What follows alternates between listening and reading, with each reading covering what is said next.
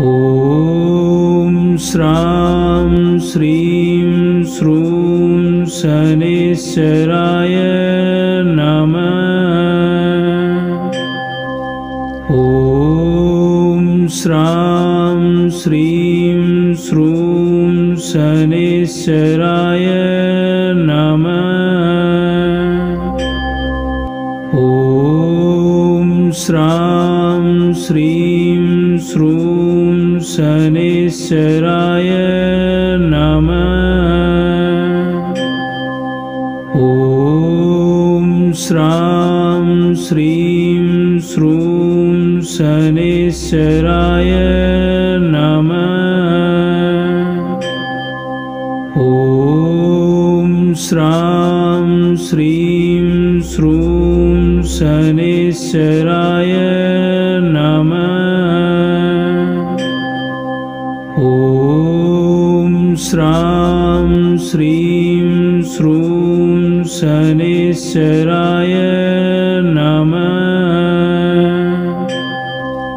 ॐ श्रां श्रीं श्रूं शनैश्चराय नमः।